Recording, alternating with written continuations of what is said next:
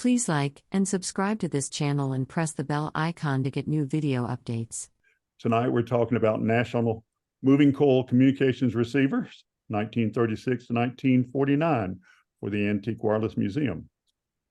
So we just had our Shelby Hamfest down here, and it's always a real thrill to walk around and see what shows up. Of course, I'm always amazed at the end of the Hamfest looking at Nick England's pictures. I only see about a third of what he sees, but I did happen to see these four receivers related to our talk tonight, and two black early or World War II era, one post World War II or late World War II anyway, and then a beautiful NC 240D. And I'm really happy to say that they've got a piece of cardboard between the receiver and the speaker there, so it won't eat up the top of the radio. So now I did not see this radio at Shelby, but I want to go back. I mean, if you're trying to find, well, first of all, this was National's flagship receiver, even when these other ones came out, at least for a time. And this is the way you really want to find an HRO. All serial numbers matching, everything complete, everything found together. One of the good things about an HRO like this is old folks like us can handle them pretty easily. Now here's serial number D34. A little story. This one came off of QRZ one time, came out of New York, and you know, it was a tale of woe. It's like, we have this receiver, but it has one coil in it. Everything else got thrown away, and I don't know how many times you've heard of that. But we were on our local AM net a week or so ago, and we were talking about this, and one of the fellows says, you know, this is an unintended benefit of the new moving coils, is that the coils and the power supply stay with the radio, and they don't get separated over time. So, by the way, this one, if you look over to the right, you will see D34 stamped in front of the antenna and ground jack. So, anytime you're looking at an HRO, especially an early one with a white pearl button there, you know, take a look at the serial number, because serial number D1 is still unaccounted for, and that would be the first one off the manufacturing line. So some of the HRO design attributes: sensitivity, no low noise floor, and that was accomplished by plug-in coils. They were also double shielded, and a nice PWD, accurate to 1 part in 500, with excellent repeatability, and a 12-foot effective dial tuning length. And HRO had 2 stages of RF preselection. We're going to be talking about that quite a bit tonight. And in an attempt to keep the heat and noise out of the receiver, Mr. Millen went with an external power supply. So the new moving coil design was first announced in 1935. The proper name is Movable-Coil Tuning Unit. It was a new gearbox coupled with the micrometer dial, PW dial. It was close, or at least the design was to have it close to HRO performance, but at a lower cost. And of course, this was an all-in-one design, including all coils and the power supply. And the big thing was no more manually changing coils. So here's the moving catacomb, and it's rack and pinion, nice gearing. Here's the coils. Now, typically these were 3-stage radios. So you'll see 3 coils vertically. So that means we had 5 tuning ranges on this particular catacomb, and that varies by the radio. Of course, nice aluminum shielding, nice short contacts. Keep the connections very short but very positive as the catacomb moves back and forth. So you shift coils at the twist of a knob. The cast aluminum shield glides along a smooth running track. Each coil is in its own shielded compartment. The one set of desired coils are locked directly below the main tuning dial with very short electrical connections. All the other coils are completely out of the circuit and out of the way. And you've got some really good silver-plated side wipe contacts, and a nice detent when you get to the point for that particular frequency range. You can feel it click in, and a nice front panel indication of what band or what range you're working with. Some of the other attributes we've talked about: all-in-one receiver design, no more changing coils. With the particular catacomb that we just saw, we had 5 tuning bands, 3 tuned circuits per band: oscillator, mixer, and converter. And of course, we had a 3-ganged tuning condenser, and that will also vary by radio. A simpler gearbox in HRO. You might get single or push-pull audio. Single typically went to government and military, push-pull for the audiophiles out there in the world, to civilians.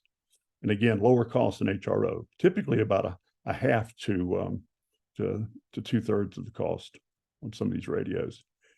It's quite a family tree for these radios. All of them are basically very, very related to the first one, which is the NC100, which was announced mid-1935 and came out in 1936. Then shortly thereafter by the NC101X we're going to talk about. Then a couple of oddball radios with a different user interface, the NC80X and 81X. Then you've got your airways receivers, which are interesting, and then a number of Navy radios and variants, Coast Guard variants, and then of course the ham variants as well. So we're going to touch on all these.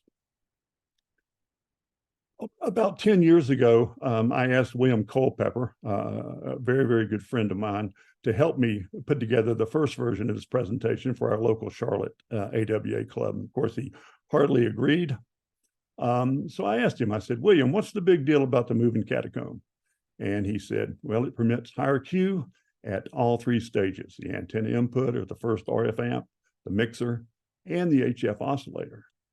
And the key thing is reduces the potential, at least, of unwanted coupling between stages and unused tuned circuits. So that should all help with sensitivity and stability. So here's the alternative to a catacomb. You know, it's a fairly messy affair, okay? And the wiring is much longer than Mr. Millen's catacomb and detent. So there is a possibility with a band switching type arrangement of unwanted inductance and capacitance. So this is the way William described it. Up at the top, you've got your plug-in, Q equals X over R. Down at the bottom, a far more complicated scenario where Q is equal to X over 2R, or maybe 4R. So this was the driving idea behind Mr. Millen and his plug-in coils. So the first one in the family tree was the national NC100, NC100X. And I would say if you're a radio collector, this is certainly one you want on your shelf. Beautiful, one of possibly the most beautiful of the moving coil receivers, especially if you can find one in great shape. This particular one has a pilot light over to the right of the main tuning knob and a magic eye over on the left. This is the first catacomb receiver, Art Deco. NC100 means general coverage, no band spread. So it wasn't designed really for high-end hams or high-end communications, real radio men like the HRO. It's designed for intermediate level hams and shortwave listeners and anybody else that wanted to buy it. Your magic eye was good. It came with the same sort of a blue-gray second generation PW dial. The first one, of course, was the German silver, and came with octo-base metal tubes, except for a few. There was a noise limiter in a later version, and of course, if you wanted a crystal filter, you ordered the NC100X instead. Here's the basic tube lineup, and everything else we're going to talk about tonight is basically a variation on this thing.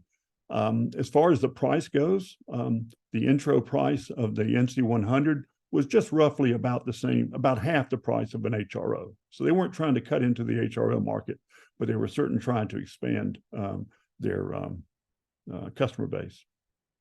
Now here's a beautiful NC100, original version owned by my neighbor, John Runsky.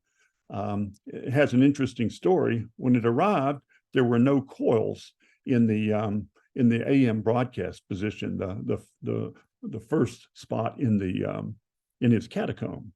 And so he actually looked around for a while and found a junker NC100 catacomb unit and ordered it and took the 3 coils right out of that catacomb and put them into the one, and it worked great. And he didn't even have to adjust the coil alignment. So that was a nice treat. Here's the next generation NC100 with the noise limiter over on the right, and they've moved the pilot lamp over on the left.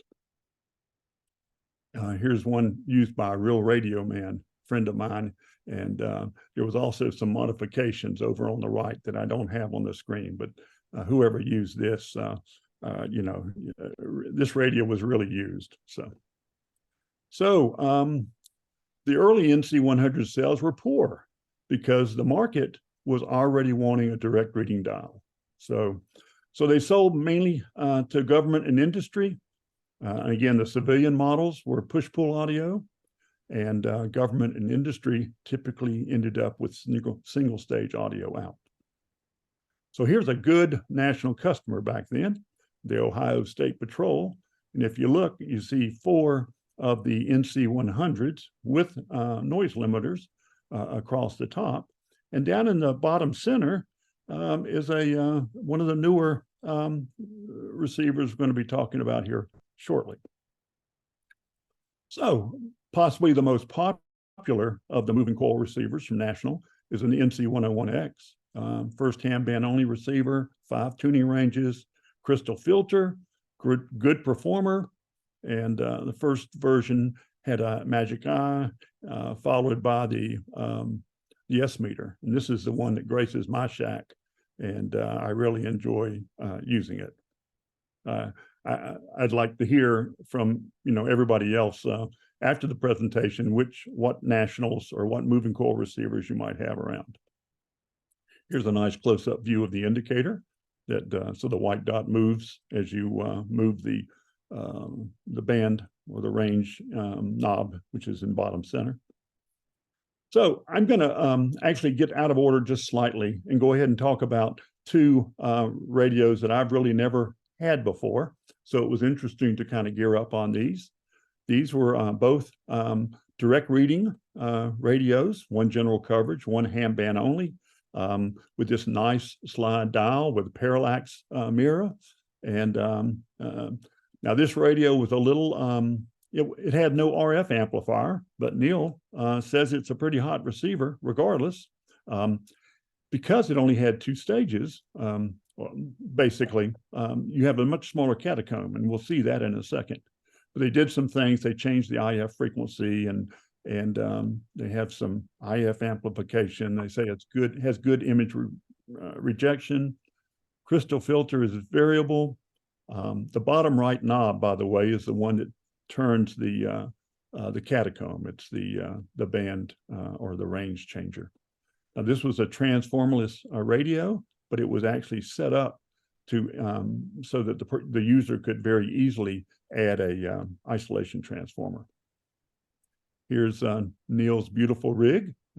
Glad to have him here tonight, and he says he's all fired up and ready for the next LC event, which is terrific. And so here's a plug for that. Here's a nice close-up of his NC81X. Again, I've never had the privilege of owning one, but I'm definitely in the hunt after seeing this one and hearing Neil's report on it. But you can see the 1, 2, 3, 4, 5 bands there, direct reading. And, we look down inside. This is an 80X, okay, and this is one that does not have the an isolation transformer added in the top left-hand corner, but they've got the grommets through the chassis to make it easy for you to do that.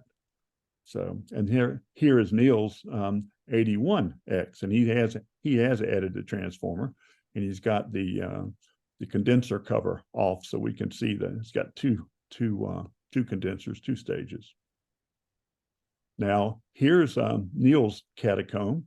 So this is an NC81X. It has 5 bands across the dial. So you would think it has an NC80X has 4 bands or ranges, I should say. So it actually has a smaller catacomb than the 81X, which has 5 different coil combinations there. So I thought that was very interesting. So here's the June 1938 QST ad comes out for the NC100X, and it's in new dress, which is the NC100XA direct reading dial, silver dial, originally articulated. National called this the full vision dial, and direct reading, accurate to 1 part in 1,000. There's a dial logging scale, high-speed vernier tuning knob. The band change knob is directly below the main tuning knob. The chassis were getting bigger because of the catacombs. So this receiver has a larger footprint and is actually taller than the NC100, for example. It's got a behind panel S meter, and the NC100 was general coverage with no band spread. And the XA has a crystal filter. So here's, I looked for the proper name for these new direct reading dials, and the only thing I've come up with is A-class, because these are all, the product ends in an A. So this is the original A-class dial. It's a silver dial. It's typically early pre-World War II. It's got an articulated pointer, which means when you change band, the main dial pointer goes up and down to point to the correct band. Here was the asking price at Shelby, and it seems to be the starter asking price for most of these half moon dial nationals, and as you'll see, Well Gardner as well. Here's the white dial. It's a later cost reduced dial. The pointer's not articulated, so it doesn't move. So they simplified that quite a bit. So, and you'll see these type of receivers with both types of dials out there. Now here's a really nice ad, picture from an ad with your rare NTX30 transmitter and an NC100XA, because it has the full vision dial in it. So that's a pretty nice combination. But my guess is that 40 meters is only about as wide as your thumb. So what the hams really probably needed was an NC101, which means ham band only. And of course, we have the NC101X that they still sold for a time, even after coming out with the new NC101XA, the direct reading version over on the right. And don't look at that ad too close, because they've actually got things reversed. That was a Radio Shack ad, I think, of 1938. So, but the price, $129. If you think the typical HRO was a bit over $200, this is fitting in a different part of the market. So we're going to talk about some of the military versions here. First of all, here's kind of an interesting one. Apparently, the U.S. Army ordered a bunch of these and never really used a whole lot of them. So a lot of them ended up as surplus after World War II, and that's the NC100 ASD. Of course, it's based on the NC100 A, and it's got a silver articulated dial.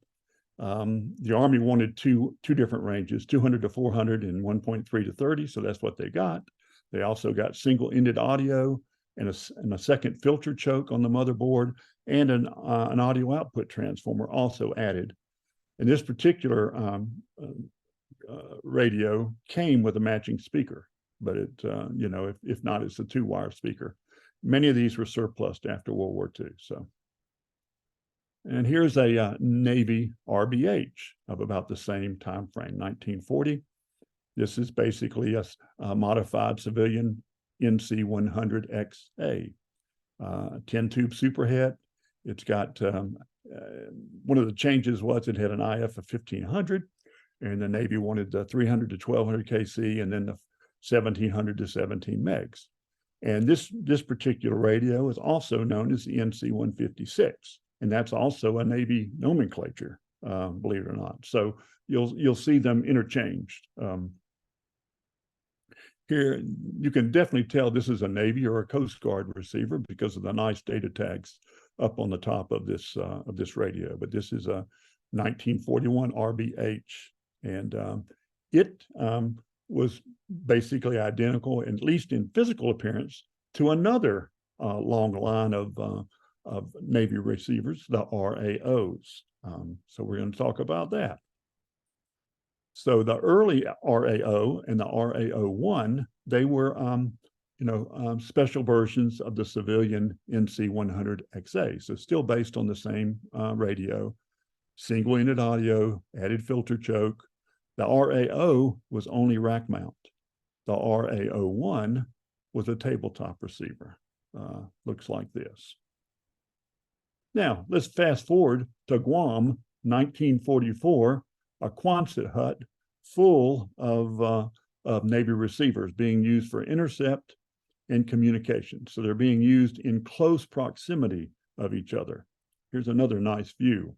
And, I looked at these, I said, well, are these, what kind of radios are these? Are they RAOs? Are they RBLs?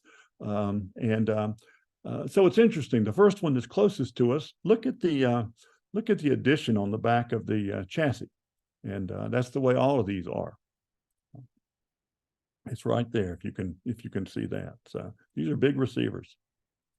So beginning with the RAO2, the Navy wanted an extra stage of RF, unity gain, there just for isolation. And that was to keep the local oscillator radiation at the antenna below 400 picowatts. So, and typically receivers did this so they couldn't be easily DF'd at sea. But the other reason was to prevent interference from each other, from other radio equipment when used in close proximity. And that's exactly what we saw in those pictures. So to accomplish this, they had to add an additional coil-catacomb and another linked tuning condenser for another stage. The easiest way to do that was to bolt on a rear chassis cover and add another catacomb and hook these together so they both move in unison. And it's sort of a kludgy looking affair, but that's what they started with. And most of the references to this call it a back porch. So they talk about a radio having a back porch.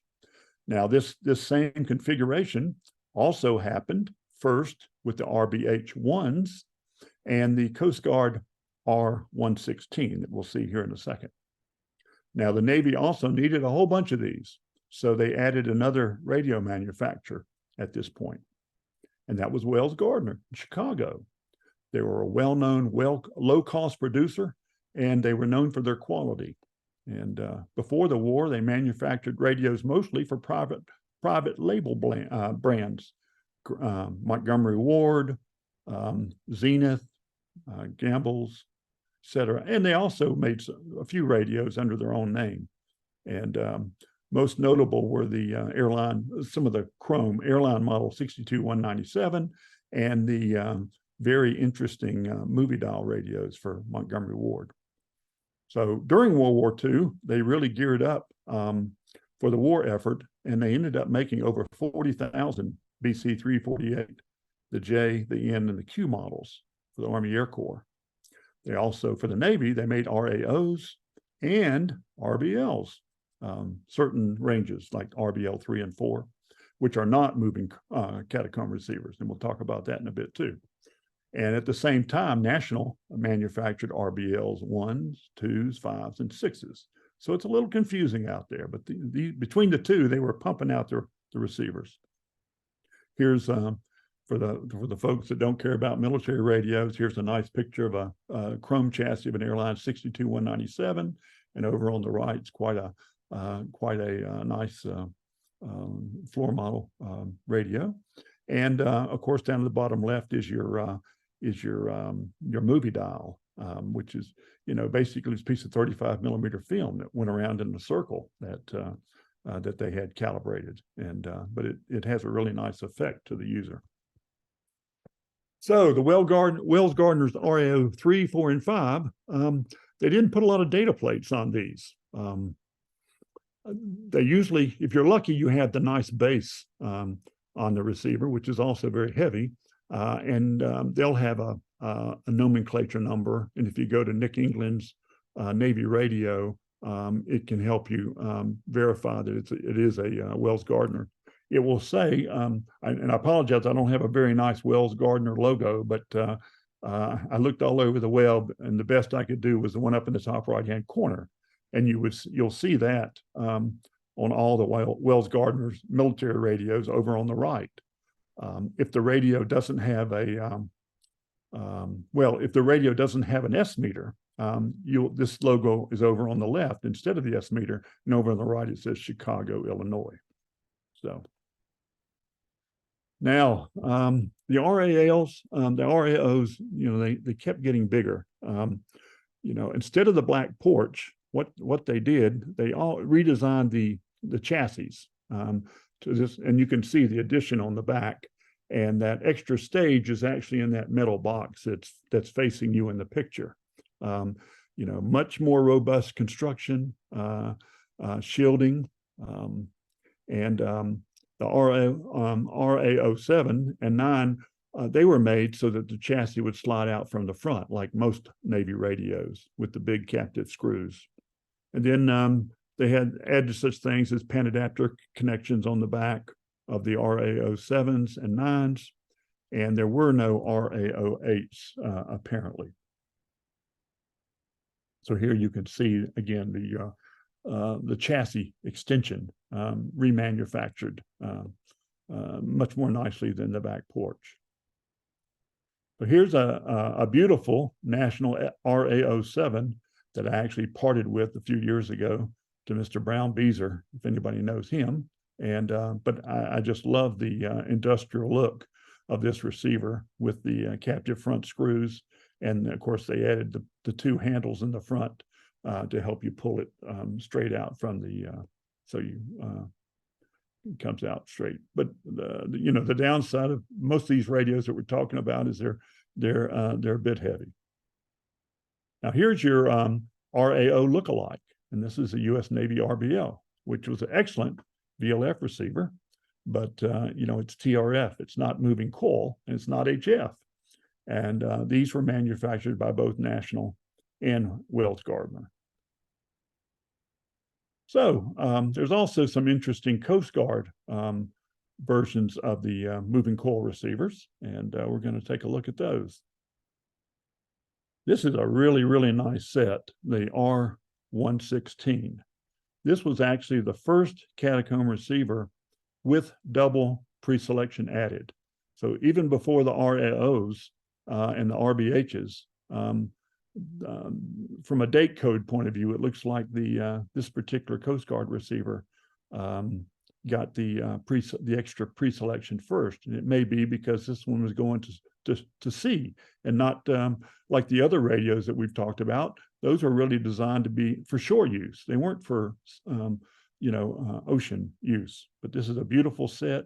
It's got an extra band, which means it's a really good tunable CW receiver. It's got a real nice feel to it. Here you can see the back porch and the handles that they added on the top. Here's the other side. And if we look down, we're looking in the front of the receiver, and you can see the normal 3 stages of the capacitor, and then back you see the extension shaft going back to the rear part of the chassis for the other stage. Here's another, I know of 2 R116s. This was front panel of the other one.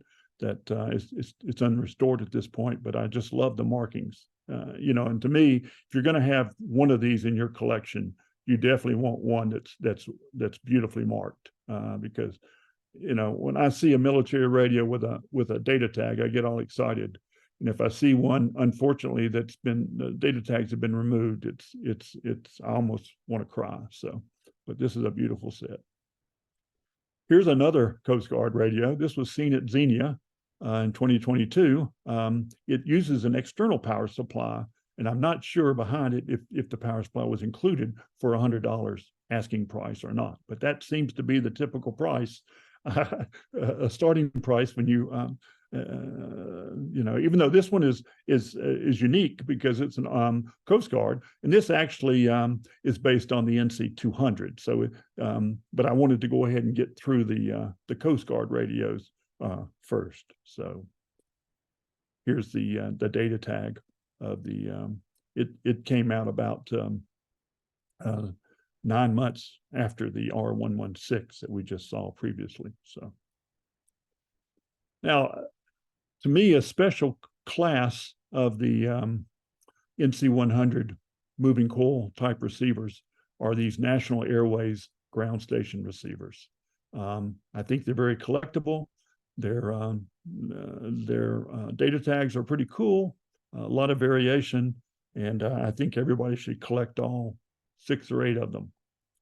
Now, National had a great thing going early on with the National Airways with their RHM and then their AGS lookalikes. The issue was they came with a lot of individual coils, and you had to put in 3 coils per frequency range and in the proper position.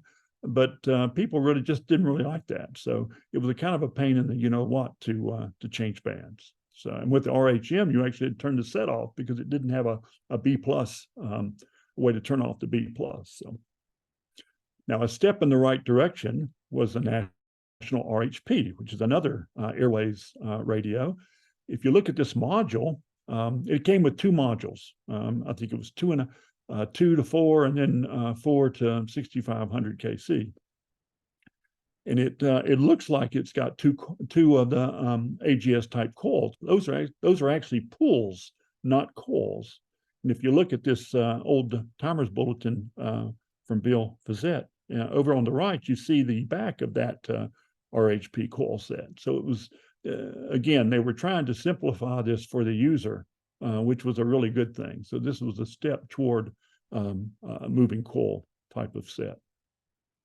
And then we come to the RCD through the RCQ. And they all basically look very, very similar to this with a few variants. We'll talk about those.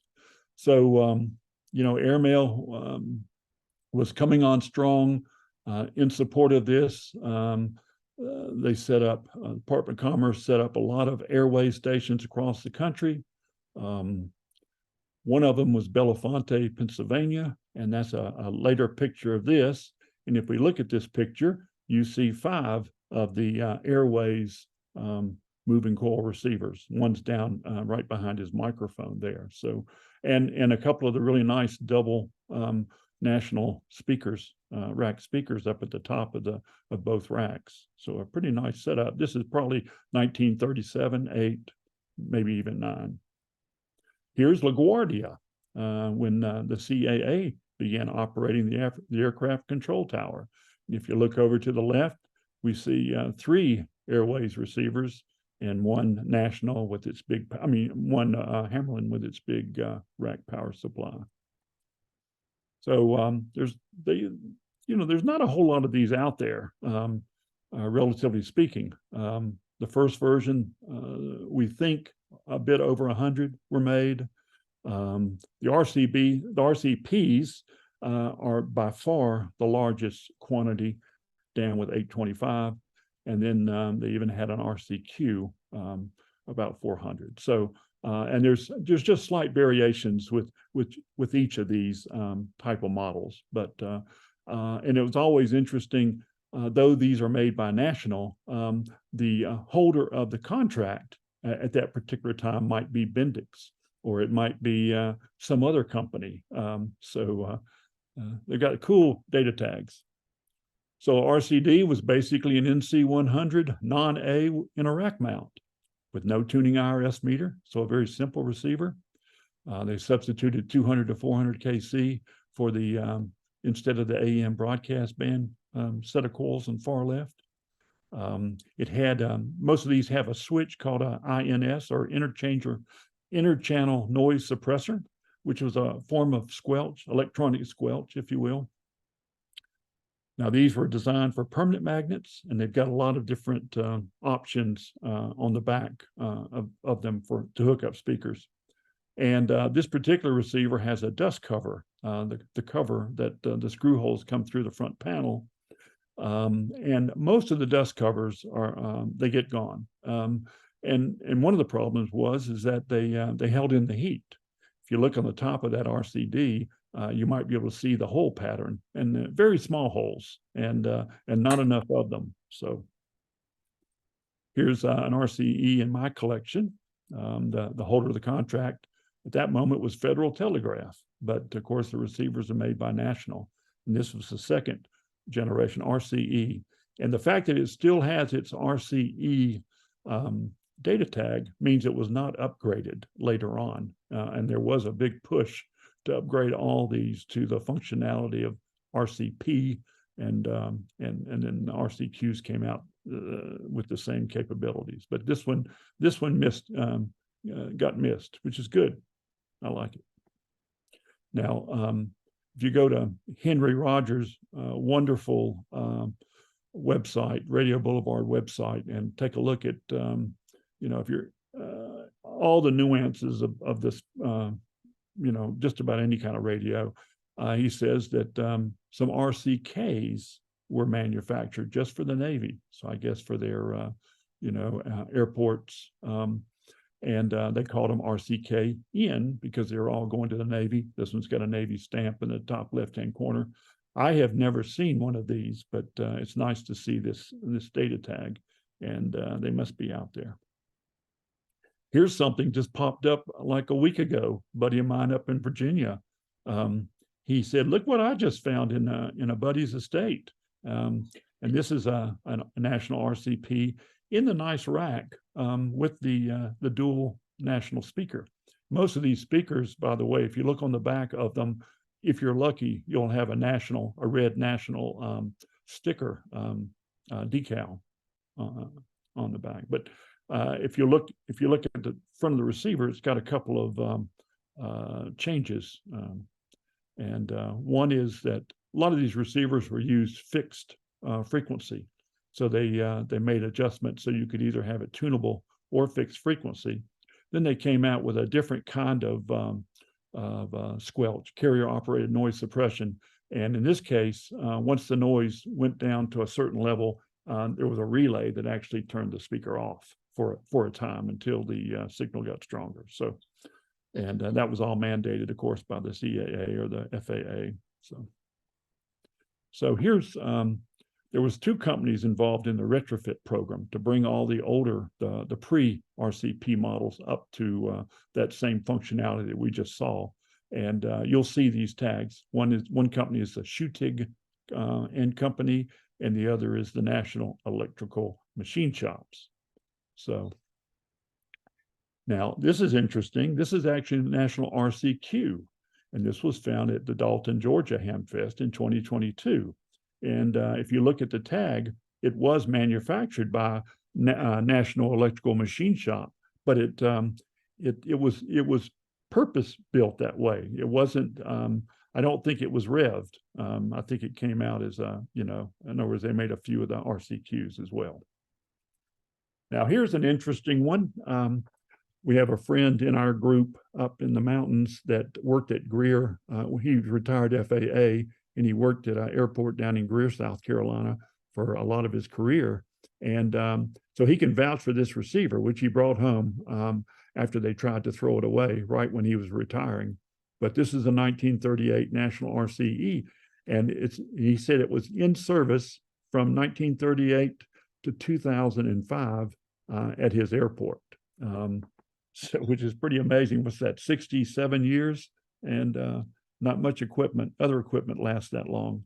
So this thing had decades of service, and it's not restored yet. But because of this, Charlie's going to restore it. But he said they were used, at least when he was there, to confirm that airport's non-directional beacon was still on the air, and also to check facility clock against WWV, because apparently they had to sync all the audio voice recordings at all the different airports, in case they had a mishap. And he also said, from time to time, the FAA mandated mods on these receivers, and they were still on the books until 2005, and spare parts were still in the system, and all that. So, it's pretty interesting. So, and this particular one was supplied by Bendix Radio. Here's a beautiful one. Another friend sent me from his collection up in Rhode Island. So this presentation's actually been a lot of fun. I reached out to a lot of people that I know, and surprising, a lot of people have moving coil nationals, and they're happy to share pictures. And to me, I'm at the point where I just want to collect pictures and not so much radios. I like to live vicariously through other people, spend other people's money.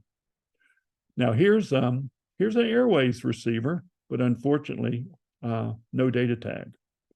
But if you actually look very, very closely to the left of the main tuning dial, you can see the 4 holes. So this did have a data tag at one time. Now, looking at the band indicator over to the left, it says CONV. This certainly, National made a lot of custom radios as well, and that could be a reason why this one doesn't have an Airways tag, because it might not be an Airways radio, or it may be one they just sold to a different customer. But it's still, if you look at it, it's got its roots in the Airways, and since it's got the INS on it, my guess is it was a real Airways radio. Here's a very oddball, the only one I've seen of this color, this grayish color, and I actually found the speaker shortly thereafter on eBay as well, but definitely a National moving coil receiver. And but it was made specifically for United Airlines. And so this is sort of, I've never seen any other one than this. So, but my guess is they're out there. So the last Airways receiver was the RCR, and I only know of maybe 2 of these. I was offered one about 2 years ago, but it was in Arizona, and I didn't want to ship it. But a beautiful receiver, rack mount. It's based on the National NC 200 series, which we're going to talk about in a second. Has a beautiful amber dial. If you look very closely, it's got 6 bands, no ham band spreads. And because it went to the FAA, it has single engine audio. So now let's talk about these. One significant model was the NC 200, which came out in 1940, which was National's silver anniversary, and the cloisonne up in the top point of the receiver actually says silver anniversary if you look very closely. This had 6 bands, or 6 ranges, and it had ham band spreads as well. Now, to do all that, it had to have a larger catacomb. So these are larger receivers. And it came out with a new feature called the one knob frequency control. And if you look underneath the dial, there's only one big knob, where all the other receivers that we've looked at that had a direct dial had an extra knob directly underneath the main tuning dial for the band or range. So this does both. And so here's a picture of that catacomb. And if you look at it, still 3 stages, 1, 2, 3, 4, 5, 6, 1 per band, and it has band spread. And they say they used a combination of coils to somehow come up with the band spread. So that's still a big mystery. I'm sure it's well documented over on Henry Rogers Radio Boulevard, but I find that very, very interesting, sort of magical.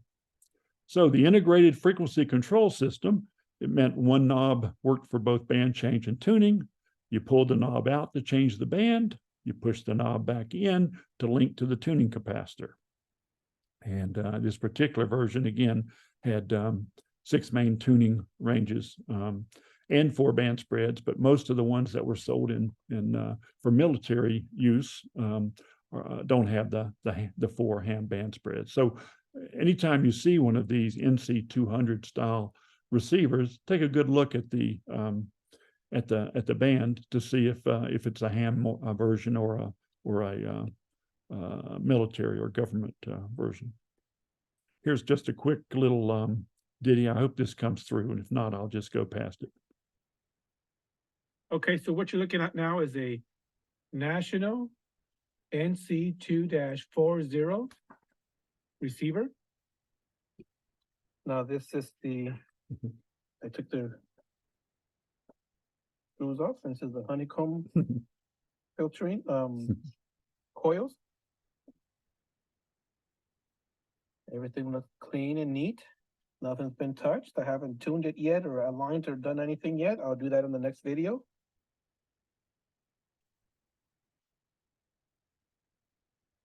So how this works, how the band changing works, for some of you who don't know, this main knob here, what you do is let me try to focus. You bring this knob up and you bring it over, and the whole honeycomb moves as you move the frequency to a different frequency.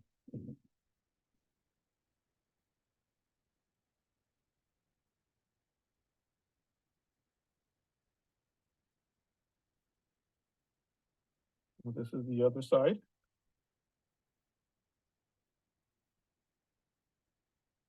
So let's talk about the NC200 and 240 versions. They offered continuous tuning from 490 hertz to 30 megs. No ham band spread on military versions. When World War II came out, the NC200 became the NC240C and CS, which again, no band spread, and they had 200 to 400 kc instead of the AM broadcast band. Now, the most attractive of all the moving coil receivers in my mind are the later NC240s and the 240D, which is the last of a line, and that's another one that is very collectible, and it brings more than the typical $100 asking price of these other moving coil receivers, and so there's some variations in that as well.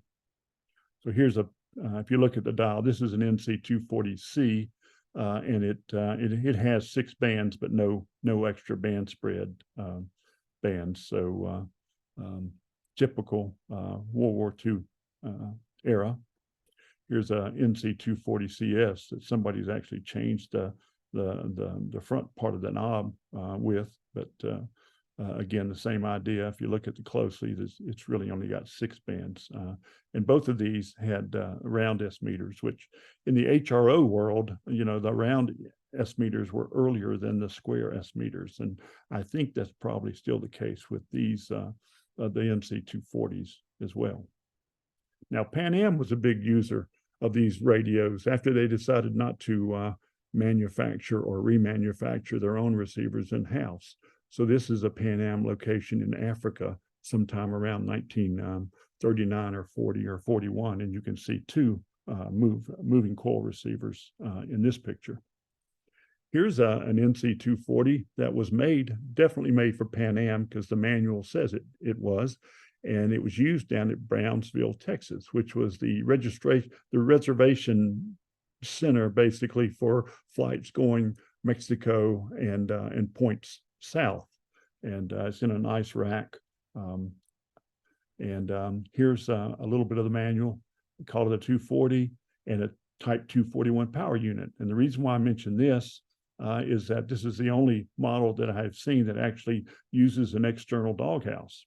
And this is a big doghouse. This is even bigger. If you've ever seen a 25 cycle doghouse where they used it up around Niagara Falls, it's big. It's like 2 or 3 times the size of a regular doghouse. Well, this was like 4 times bigger than the doghouse. So this is the biggest one I've ever seen. And here's a picture of it. So, so kind of a unique set. And then now we've got our beautiful NC 240Ds. This I think is a slightly earlier model, though you can see some red in the dial. So it's got its band spread back, which is great. And of course the top of the line is especially in terms of styling, is the last version of the 240D. And if you look here, you'll see there's the square S meter, which is one of the this says this is probably one of the latest models. And here's a nice picture of the dial of the NC 240D. So to me, the best peripheral, if you will, for a vintage receiver is the correct speaker. And I always recommend to people to if they can, when they buy the radio, buy the speaker. And there's a lot of different speakers out there for these radios. And don't forget, we were looking at the tabletop speakers, but don't forget the rack mount speakers either, because most of the Airways radios use this a single or a double rack mount.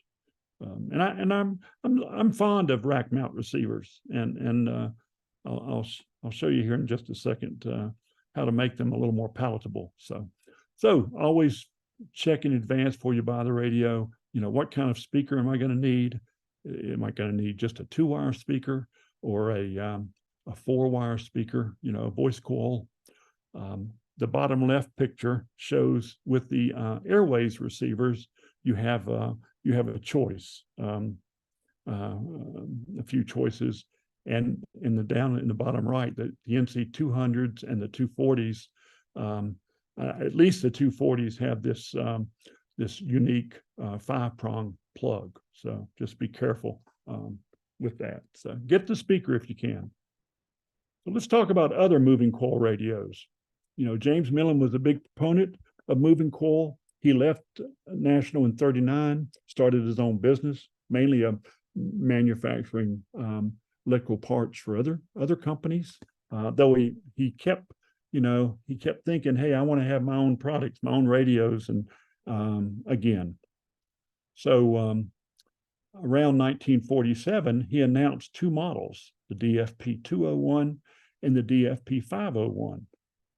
And they were both coil-catacomb based designs. And they never hit the market.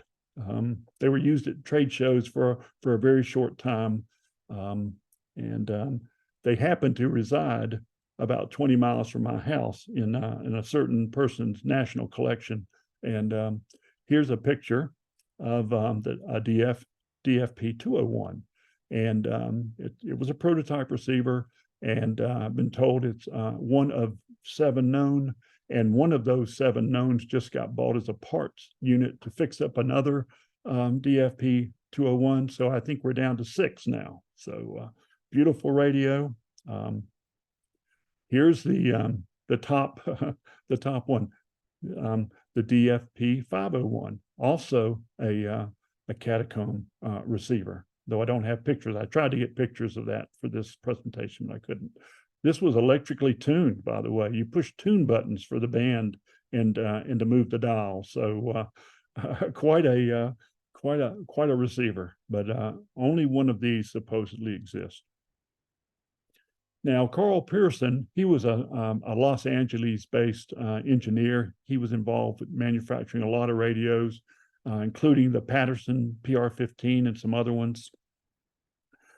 He was involved in 1935 when Amelia flew from Hawaii to the West Coast.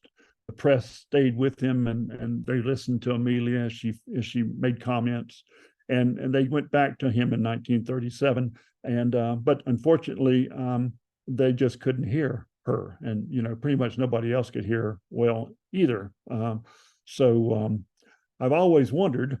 He came out with this also a very, very high-end receiver in 1946. Which was probably a pretty bad year to try to sell a expensive receiver with all the military surplus out there. But supposedly only a couple of hundred of these are made.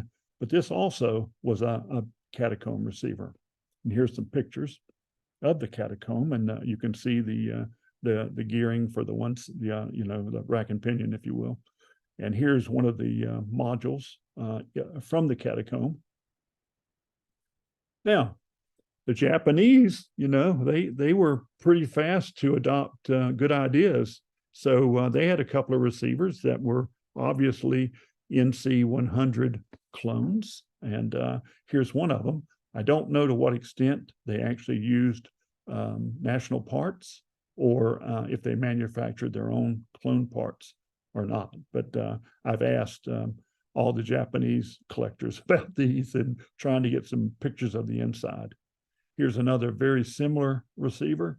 I don't think it's the exact same receiver, but I think it's very closely related to the other one that we saw, but also a World War II Japanese clone of the NC100. Now, the Germans, they made massive receivers in World War II, and they were all, pretty much everything they used was designed in 1935 or 36 or 37. And that's the same as this Telefunken E437S U-boat receiver. This was on all the early U-boats. This was their HF receiver. It had 8 bands, had a massive rotary catacomb in it. And most German radios of World War II have a rotary catacomb. Keeps the connection short. All the coils are shielded. It's just instead of going horizontal, they're going vertically. So, and this was a good idea. In fact, look at the turret of an SP600. It's the same type of affair. So keep those connections short. Now, be aware, if you're shipping, especially an Airways receiver, they came with the catacomb moved all the way to the right, the top band, and there's a screw and a hole, and that the screw was used to screw the catacomb to the side panel of the receiver, and of course the guide pin went into the hole. And I have received Airways receivers before with the catacomb loose, and luckily mine survived and weren't bent out of shape. I have heard of others that did not make the trek. So what I do is to, especially if you don't have the screw, is to put a box or some other, something in there to keep that catacomb forced over to the right during shipping. And of course, the best thing to do is just to hand carry radios and, figure out the transport and do it that way. A whole lot better than shipping them. Now, if you're a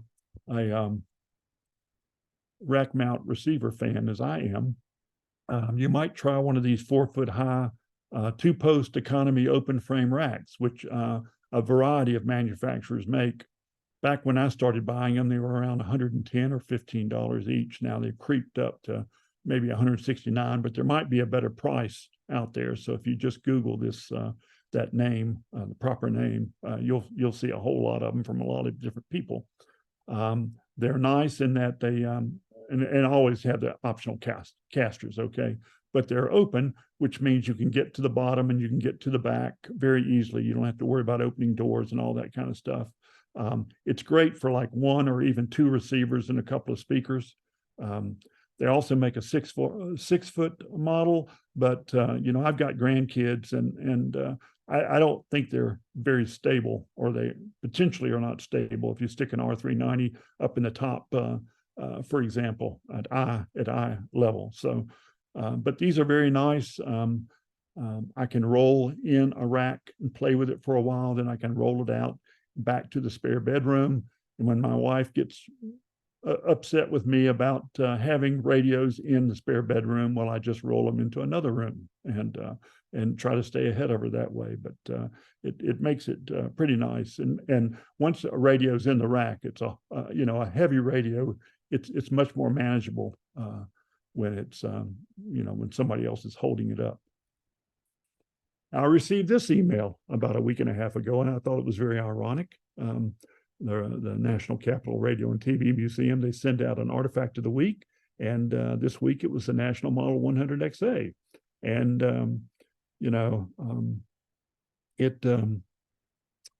I hope these are collectible. I think they are collectible, and but they're still a bargain at this point. So for most of the models.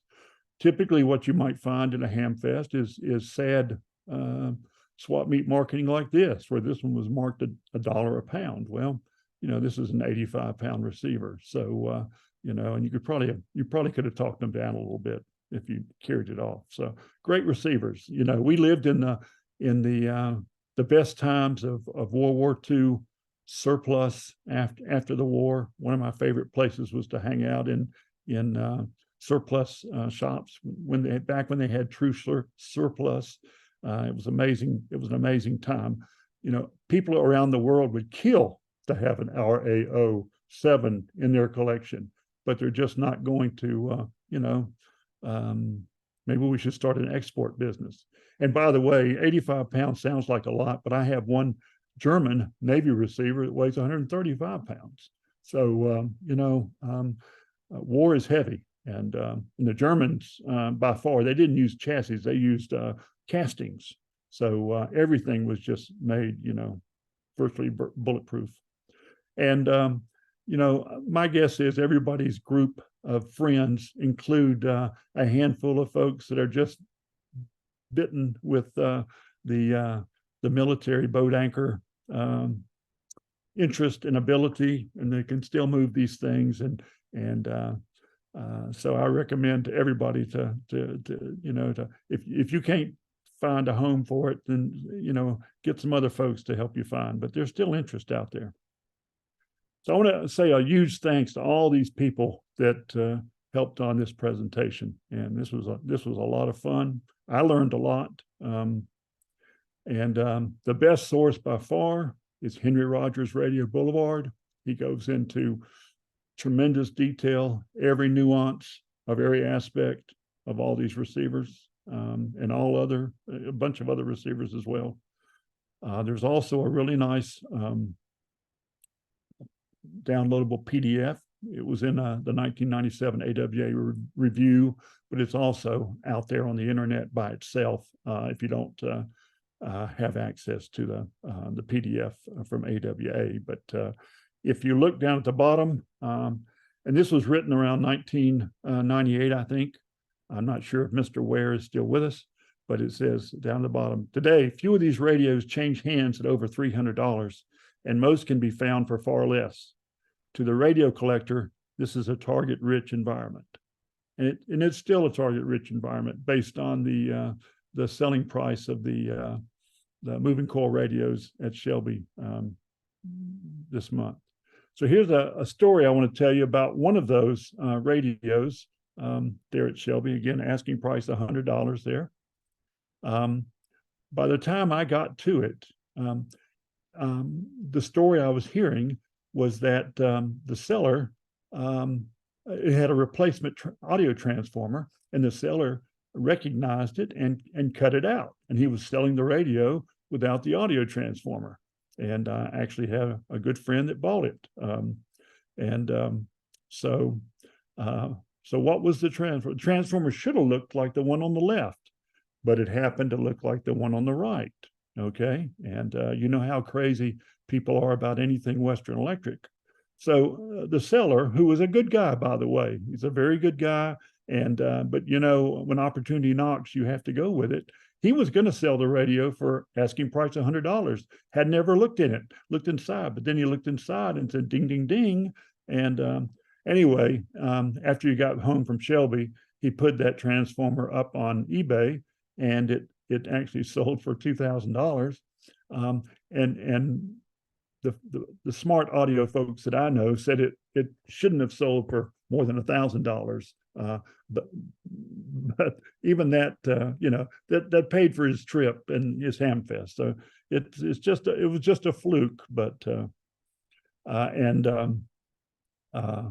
my friend who's actually logged in here tonight, Steve N4LQ, who can fix basically anything. He already has that receiver, a replacement audio transformer. He's also replaced the lights with some pill and stick-on LED lights. So you got a really, really bright dial, and he's using it on our local AM net. So it's got a new life, and it's purring right along. So thank you all for listening tonight, and also for supporting the Antique Wireless Association. Please like and subscribe to this channel and press the bell icon to get new video updates.